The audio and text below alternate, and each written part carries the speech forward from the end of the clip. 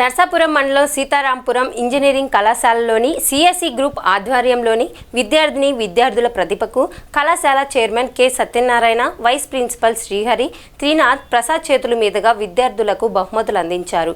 ఈ సందర్భంగా చైర్మన్ మాట్లాడుతూ విద్యార్థులు ఉన్నతమైన చదువులు చదువుకొని అభివృద్ధి చెందాలన్నారు. రానున్న కాలానికి రోబో పరికరాలు ఉపయోగంలోకి రావాలన్నారు. ఇవి తయారు చేయాలంటే ఇంజనీరింగ్ చదువు ఎంతగానో ఉపయోగపడుతుందన్నారు. ఈ కార్యక్రమంలో కళాశాల chairman K Satyanarayana, board members Trinath, Srihari, principal, హెచ్ఓడీలు, లెక్చరర్లు, సిబ్బంది, విద్యార్థులు పాల్గొన్నారు.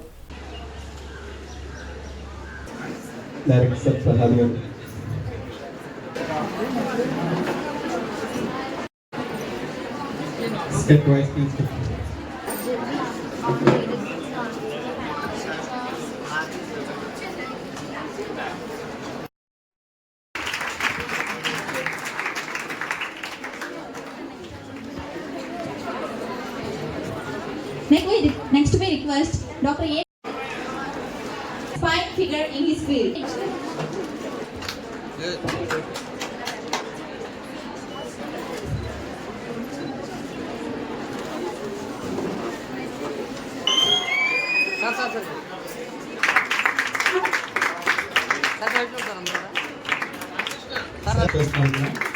Now he is voice.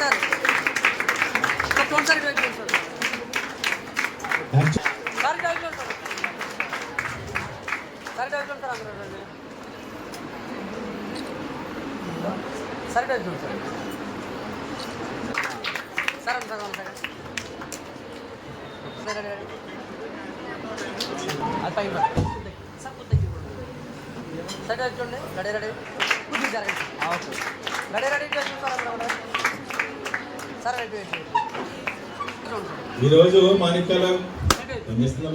Manikyalarao గారు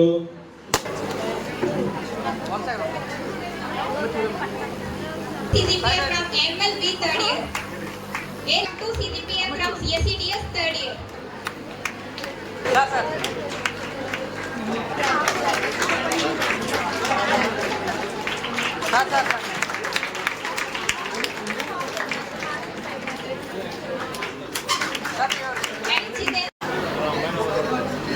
సన్మానిస్తున్నాం. ఒక రాజుగారి దగ్గరికి ఒక కుక్కు మిషన్ మేడ్ కుక్కు వచ్చేసి AML artificial intelligence machine learning. నా ముందు మాట్లాడిన శ్రీహరి గారు అమెరికాలో వంట మనుషులు రోబోలు ఒక పేపర్ రాయాలంటే మీ ఆలోచనకి క్వశ్చన్ మీరు పంపిస్తే ఆన్సర్ వచ్చేసే రోజులు ఇవి. ప్రతి మనిషికి ఒక రోబో అవసరం రాబోతోంది. ఎందుకంటే మనిషి చాలా విలువైన వాడు. ఆ మనిషికి సమానమైన ప్రాణి ఇంకొకటి లేదు ఈ విశ్వంలో.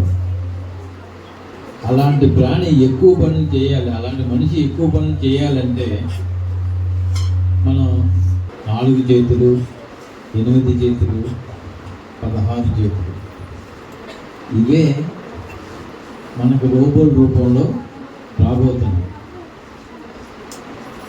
నిన్న మొన్న మీరు ఆంధ్రజ్యోతి చూస్తే 6G టెక్నాలజీ మీద చాలా వివరమైన విషయాలు ఉన్నాయి. 2030 నాటికి 6G టెక్నాలజీ వస్తుంది. డ్రైవర్లెస్ కార్, వంట మనిషి లేని కుకింగ్.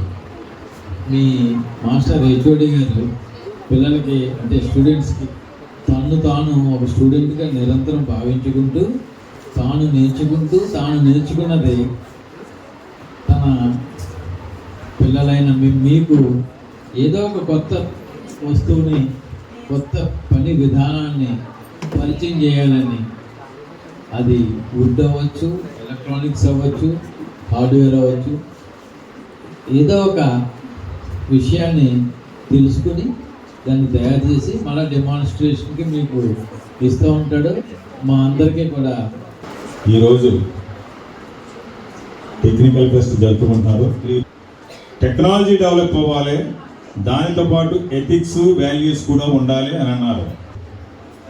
నిజాయితీగా ఉండండి, రిలేషన్స్ డెవలప్ చేసుకోండి. సెల్ ఫోన్ వచ్చిన తర్వాత సెల్ ఫోన్ నేను తప్పి ప్రపంచంలో నాకు ఎవరో లేరనే పరిస్థితులు ఏర్పడ్డాయి. ఇప్పుడు నేను నా సెల్ ఫోన్ ఉంటే ఈ ప్రపంచంలో ఎలాగైనా బ్రతికేస్తాను నేను.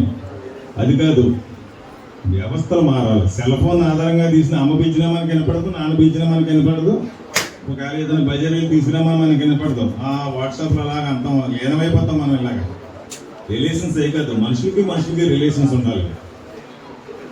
టెక్నాలజీని కౌగిలించుకుంటే మనకేమేమి కలిగే ఆనందం ఉండదు. టెక్నాలజీని ఉపయోగించుకుని నువ్వు డెవలప్ అవ్వు అంతే తప్ప. కానీ టెక్నాలజీతో జీవితం గడపాలనుకో రోబో సినిమాలో ఉంటుంది చివరికి. పూర్వం ఇంజనీరింగ్ అంటే సివిల్ ఇంజనీరింగ్ అని, మెకానికల్ ఇంజనీరింగ్ అని అలా ఉండేవి పూర్వతరం. Next IT, next CSC.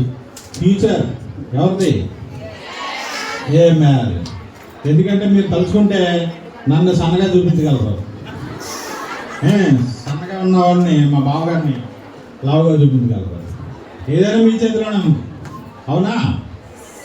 Future అంతా మీదే, ఏమి రెస్పాన్స్ లేదు. ఫ్యూచర్ ఎవరిది? వరల్డ్. ప్రైమ్ మినిస్టర్ గారు ఏ సబ్జెక్ట్ గురించి మాట్లాడుతున్నారు ఈ రోజుల్లో?